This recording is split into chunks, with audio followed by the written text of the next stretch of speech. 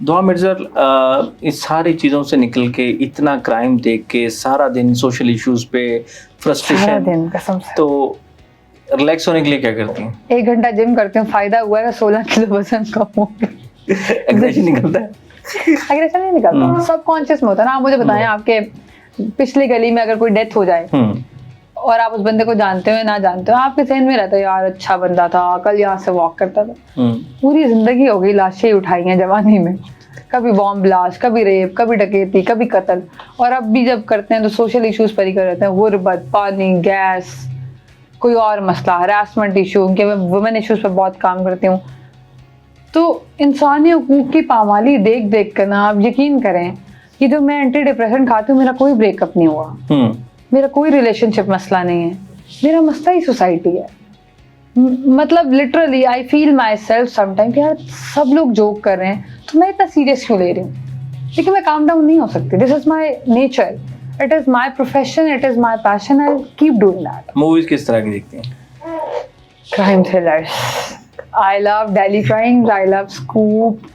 Scoop one of my favourites. हाँ, it is amazing. क्या क्या इंडिया ने बना दिया, मजेदार। उसको देख के लगता है कि एक्चुअली उन्होंने दिखाया कि यार एक रिपोर्टर की स्टोरी वो किन महाजों पे लड़ रहा है। मैंने बड़ा सोचा उस पर और मैंने सीखा कि आपको पैशनेट उतना ही होना चाहिए जितना रिस्क आप ले सकते हैं। उसमें उस खातून के साथ जो ज्यादा हुआ वो ओवर पैशनेट होने की वजह से हुआ, लेकिन ऐसे ही इस्तेमाल होते हैं हम भी सिस्टम के हाथों, किसी भी कैपेसिटी में हो आप। You have been in the production team, आपको पता है कितने चैलेंजेस हैं। बिल्कुल। गेस्ट को बुलाना, उससे कंट्रोवर्सी से बचना, कंट्रोवर्सी रिपोर्ट करना, it is all time lifestyle, और वो हमारा बन गया। मुझे लगता है अब तो चेंज भी नहीं हो सकता। तो आप इसे शादी कब कर रही हैं? यार ये सवाल मुझे बहुत इरिटेट करता है। मैं रेडी हूँ मैंने तो कभी भी मना नहीं किया ना। अच्छा, मेरे मुतालिक लोगों को लगता है कि वो एक पॉडकास्ट किसी ने किया तो उस पर मैंने थंबनेल कुछ अर्से बाद पढ़ा तो थंबनेल लिखा था दुआ मिर्जा लड़कों को करंट लगा देती हैं। करंट?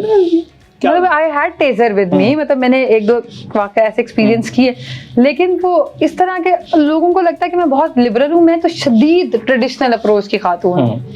अगर मैं बाइक चलाती रही हूँ तो it was not an abuse. मेरे माँ बाप ने बड़ा फेस किया है कि यार ये बाइक चलाती रही, शादी कौन करेगा। ये क्राइम रिपोर्टिंग करती रही, हमारे शरीफ खानदान के लोग तो कभी गए नहीं पुलिस स्टेशन। पुलिस का कल्चर ऐसा है ना, हालांकि police is also for your help और फर्स्ट एड है ना पुलिस तो, कि अगर मैं अच्छा फील नहीं करी, मैं जैसे भाग के अम्मा की गोद में जाती हूँ वैसे भाग के पुलिस के पास चल जाऊँ, because being a citizen of Pakistan. लेकिन ऐसा नहीं है, तो उसमें शादी के लिए मैं तो रेडी हूँ, अब कोई रेडी नहीं। आइडियल क्या है? दुआ मिर्जा कैसे इंसान को चाहती है कि उसका सिर्फ 2 चीजें चाहिए, ऑन रिकॉर्ड कह रही हूँ, हमेशा ये 2 चीजें, नजर में हया हो और दिल में खौफ खुदा हो, बस मोरली करप्ट ना हो। बाकी खुद भी कमा लेते हैं, बस ठीक है, 80-90 हज़ार रुपए खुद कमा लेते हैं, लाख रुपए वो कमाता है, जिंदगी चलता है। भाई ये क्वेश्चन लगा था कि लोगों का एक अमूमी परसेप्शन ये है कि सहाफ़ी स्पेशल जो रिपोर्टर होते हैं वो बहुत पैसा कमाते हैं, और हमारे यहाँ कुछ काली भेड़ें भी ऐसी होती हैं जिन्होंने इवन के बाइक के ऊपर प्रेस लिखवाया होता है, लेकिन उनका फार्म हाउस निकलाते हैं बाद में। वो एक थे ना, वो पकड़े गए ओकाड़ा में शायद, तो पुलिस ने रोका कि आपने प्रेस लिखवाया, कार्ड दिखाने का नहीं, तो साइड पे ब्रैकेट में छोटा सा लिखा हुआ था मैन। मैं कहा धोबी हूँ, प्रेस मैन। तो ठीक है। तो दुआ मिर्जा कितने पैसे कमा लेती हैं? 80,000 रुपए तनख्वाह है नेट जियो से, बस। इसके अलावा कोई सोर्स ऑफ इनकम नहीं है। अभी I am planning to launch a boutique outlet, जितने 8 साल में पैसे जोड़े हैं, और वो जोड़े सिर्फ 4-5 लाख रुपए ही हैं, वो भी ट्यूशन्स पढ़ा कर जोड़े हैं। तो अभी उसके पीछे विजन ये है कि I was a plus women हमेशा से, आई वॉज 86 kgs, तो मैंने हमेशा ये देखा है कि मैं फैशन रेस में कभी भी नहीं रही, क्योंकि जो अच्छे फैशन के कपड़े हैं वो स्मॉल और मीडियम में आते हैं, एक्सेल वाले तो वो होते हैं जो बच्चा कुचा कपड़ा होता है, उसका डिजाइन को भी बना लेते हैं। तो आई वांट कि मैं कोई ऐसी कलेक्शन कभी लॉन्च कर सकूं जो सिर्फ प्लस साइज वुमेन के लिए हो, और वो भी फैशन रेस में उसी तरह हिस्सा ले सकें, बॉडी शेमिंग ना हो। प्लस आई वांट के लोग फ्रेश अराइवल्स पहने। ब्रांड्स में आप 6,000 रुपए का मैं तो नहीं अफोर्ड कर सकती, मैं 2-3 हज़ार रुपए का लोगों को फ्रेश अराइवल देना चाहती हूँ, क्योंकि मैंने पूरी जिंदगी 70% ऑफ और 50% ऑफ पहने। अच्छा, दो क्राइम रिपोर्टर्स के हवाले से ये जो क्वेश्चन है शायद रिपीट भी हो रहा हो कि एक आम अमूमी परसेप्शन ये है कि जो क्राइम रिपोर्टर्स होते हैं वो बहुत ज़्यादा पैसे इसलिए कमाते हैं क्योंकि उनकी थानों में पीआर अच्छी होती है, तो वो सुलह सफाई के चक्कर में भी पैसे पकड़ रहे होते हैं, लोगों को छुड़वाने के चक्कर में भी पैसे अपनी पीआर यूज़ कर लेते हैं और दिहाड़ियाँ लगा रहे होते हैं, कहीं पैचअप करवा दिया कहीं। और बहुत सारे मैंने हमारे एक ऐसे दोस्त हैं क्राइम रिपोर्टर हैं वो जो आई से ज़्यादा स्ट्रॉन्ग है कि वो उनका यानी कि पूरा जो वफाकी सतह पे है वो फोर्सेस के साथ हर जगह पे हाथ पड़ता है, तो आए दिन उनके पास गाड़ी चेंज हो रही होती है। अभी उन्होंने मेरे ख्याल एक बुलेट प्रूफ ली है, वो भी क्राइम रिपोर्टर है और इदारे की तनख्वाह उनकी मेरा ख्याल है कि 87,000 है। सर मसला ये है कि हम अब इसको मॉडर्न उसमें कंसल्टेंसी का नाम दें तो वो डिसेंट बन जाता है, वैसे पैसे पकड़े तो मंथली और भत्ता बन जाता है। एक्चुअली देखें दोनों काम ही गलत हैं। जैसे डॉक्टर आपको ये बताया ना आज के आपका दिल का एक सुराख खुला हुआ है तो आप तो चेक नहीं कर सकते, आप कहेंगे यार सुराख ट्रीट कर दो, चाहे लाखों रुपए ले लो, मैं अपने गोल्ड दे दूंगा। अब जब क्राइम में कोई बंदा फंसा होता है ना किसी भी केस में, उसको क्राइम रिपोर्टर क्योंकि उसके पास मीडिया की पावर भी होती है, उसका पुलिस से ताल्लुक भी होता है, उसका दूसरी पार्टी के साथ भी होता है, उसका एक्सपीरियंस भी होता है, तो उस वक्त हम उसको मसीहा समझ रहे होते हैं। इतनी सी इंडस्ट्री है, सबको सबका पता है।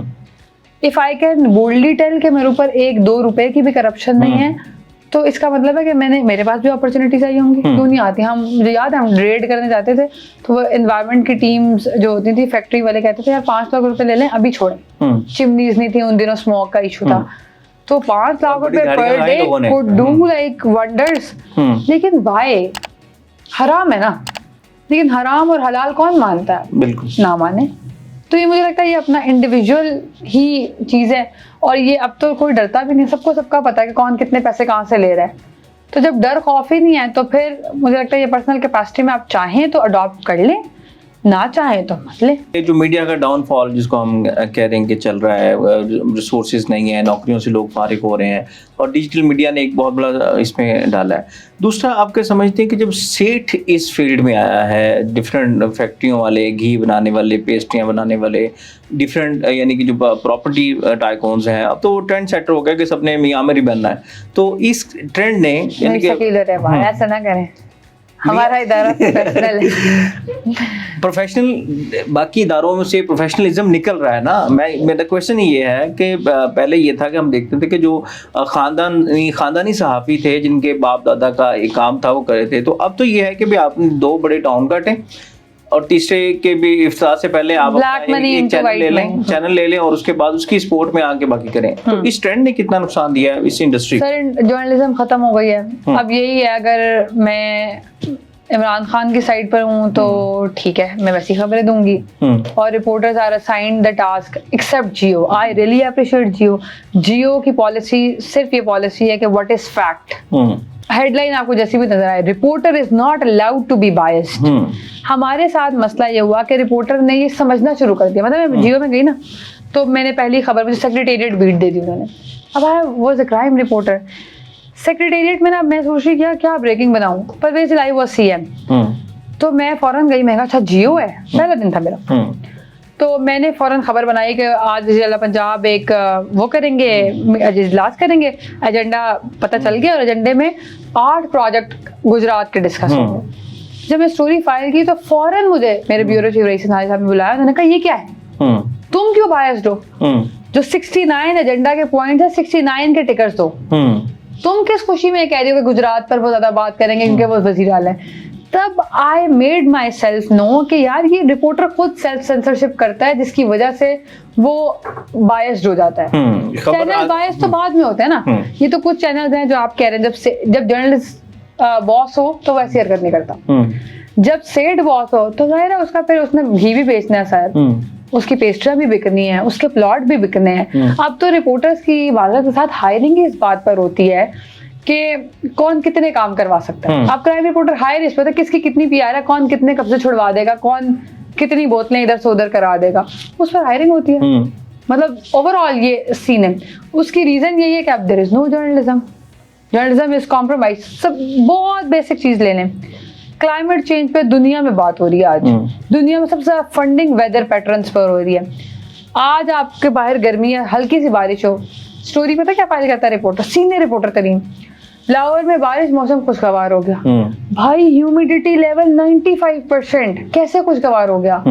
गर्मी का जोर टूट गया। मैं मौसमियात के मुताबिक पता भी नहीं होता। आइंदा 24 घंटे में बारिश के मजीद इम्कानात। और फिर आप अगला क्या बीपर देंगे? समोसे पकोड़े खाने के लिए। हम तो वेदर क्लाइमेट रिपोर्टिंग समोसे पकोड़े कर रहे हैं। आइसक्रीम पार्लर्स में रश पड़ गया।